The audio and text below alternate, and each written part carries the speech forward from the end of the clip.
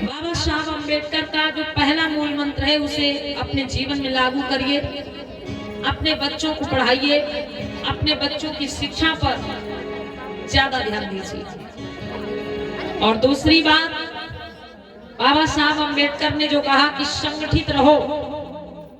देखिए, जब तक हम संगठित नहीं होंगे, आपस में भाईचारा नहीं बनाएंगे,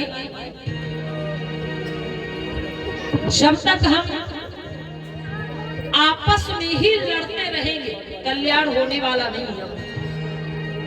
बाबा साहब अम्बेडकर ने एक बात कही थी कि ऐ मेरे बहुजन समाज के लोगों, जाओ और अपने घरों की दीवारों पर लिख दो कि हम इस देश के शासक हैं।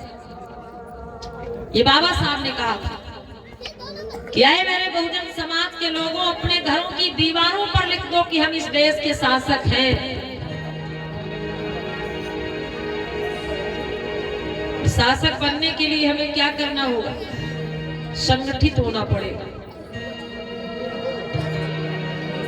अब संगठित की अगर बात करें, एक घर में, एक परिवार में संगठन देखने को नहीं मिलता है। पूरे समाज की बात तो अलग, परिवार में भी फूट पड़ी होती है, परिवार भी अलग अलग होता है। एक परिवार, उसमें भी संगठन नहीं। और दूसरी बात, बाबा साहब ने कहा था कि अपने हक अधिकारों के लिए लड़ना होगा तुम्हें, क्योंकि हक अधिकार कोई थाली में परोस के देने नहीं आएगा। हक और अधिकारों के लिए लड़ना पड़ता है। हक अधिकारों को लड़ करके छीनना पड़ता है, ऐसे नहीं मिल जाता है। तो भाई, हक अधिकारों के लिए लड़ने की बजाय आज हमारा समाज अपनों से ही लड़ रहा है। माताएं बहनें, इस बात को समझ, हम अपने हक अधिकारों के लिए नहीं लड़ रहे हैं, हम शासक बनने के लिए नहीं लड़ रहे हैं, अपनों से लड़ रहे हैं, आपस में लड़ रहे हैं, अपनों को ही नीचा दिखाने में लगे हुए हैं। कैसे कल्याण होगा? एक छोटी सी चर्चा सुनाते हैं माताएं बहनें। एक बार एक कुत्ता और एक गधा आपस में बातें कर रहे। तो कुत्ता कहने लगा कि भैया, इस समय एक राजा का सिंहासन खाली है और जो भी पहले पहुंचेगा वो सिंहासन पे बैठेगा। गधा कहता है हम भी चलते हैं। कुत्ता कहने लगा रहने दो। कुत्ता कहने लगा कि तुम रहने दो, अरे तुम नहीं पहुंच पाओगे, तुमसे पहले हम ही पहुंचेंगे, क्या करोगे जाके वहां? गधा कहता है कोई बात नहीं, चलते हैं, नहीं पहुंचेंगे देखा जाएगा। अब कुत्ता और गधा दोनों साथ में चले, लेकिन दोनों अलग अलग रास्ते से चले। तो माताओं बहनों, जिस रास्ते से गधा जा रहा है उसको रास्ते में कोई भी रोकने वाला टोकने वाला नहीं मिलता है, वो सीधे चलता चला जाता है और फिर सबसे पहले वो वहां पे पहुंच जाता है, उस सिंहासन पे बैठ जाता है। लेकिन कुत्ता वो जिस गली मोहल्ले गांव बाजार में गुजरता है, वहां के स्थानीय कुत्ते आकर के उसको घेर लेते हैं। अब उसको आगे जाने नहीं देते, उससे लड़ाई झगड़ा करने लगते हैं। ये तो आपने देखा होगा कि आपके मोहल्ले में कोई दूसरे मोहल्ले का कुत्ता आ जाए तो फिर आपके मोहल्ले के कुत्ते क्या करते हैं? उसको वापस फिर भेज के आते, वही जाओ, यहाँ जगह नहीं। तो वो कुत्ता जिस गांव में, गली में, मोहल्ले में, बाजार में होके गुजरता है भाई, वहां के स्थानीय कुत्ते उसको घेर लेते हैं और उससे झगड़ा करने लगते हैं, लड़ाई करने लगते हैं, उसको आगे जाने नहीं देते।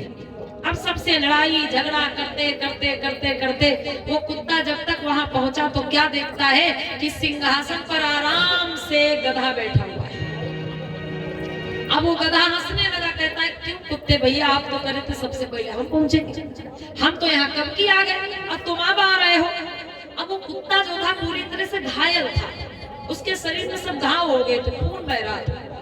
तो गधा कहने लगा हम तो आराम से आ गए, अब हमें लगता है कि तुम बड़ा दुख कष्ट झेलते झेलते आए हो, फिर भी तुम नहीं पहुंचे समय से, मैं ही बैठ गया सिंहासन पे।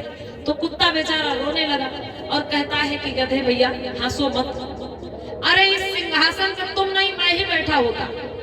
वो कुत्ता कहता है कि इस सिंहासन पर मैं ही बैठा होता अगर मेरी ही बिरादरी को लोग मेरे दुश्मन ना होते, अगर मेरी ही बिरादरी के लोग मुझे पीछे ना भेजते, अगर मेरी ही बिरादरी के लोग रास्ते में मुझसे लड़ाई झगड़ा मारपीट ना करते, तो आज मैं ही सिंहासन पर बैठा होता, तुम नहीं बैठे होते।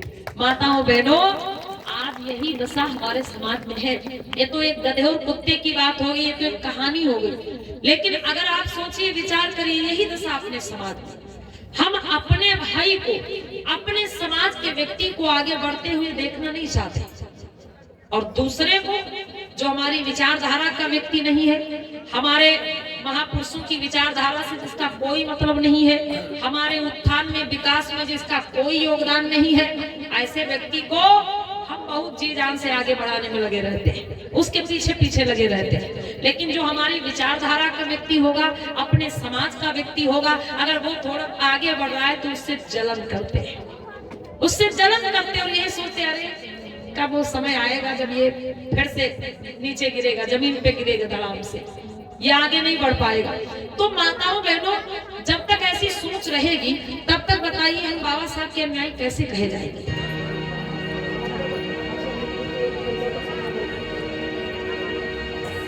तो मेरी माताएं बहनें, हमें आपको क्या करना है, बहुत जरूरी है कि जो महापुरुषों के विचार हैं उनको भुलाइए मत, उनको अपने जीवन में लागू करिए। जैसे बाबा साहब ने कहा, शिक्षित बनो, ठीक, तो हम ये रोज आपको हर मीटिंग में थोड़ी देर ये बताते हैं कि भले कच्चे मकानों में रह लो, छप्पर के नीचे रह लो, झोपड़ी में रह लो, भले घर में थाली नहीं है तो रोटी हाथ पे रख के खा लो, पुराने कपड़े पहन लो, गहना आभूषण मत खरीदो, लेकिन बच्चों को पढ़ाओ जरूर, क्योंकि जब आपके बच्चे पढ़ेंगे तभी तो अपने हक अधिकार के बारे में जानेंगे, और जब वो पढ़े लिखे ही नहीं होंगे तो क्या जानेंगे कि बाबा साहब हमें क्या दे के गए, वो क्या जानेंगे हमारे महापुरुष हमें क्या दे करके गए। तो इसलिए जो विचार है महापुरुषों के, वो बहुत मायने रखते हैं, उनको आप अपने जीवन में लागू करके आगे बढ़िए। बोलिए।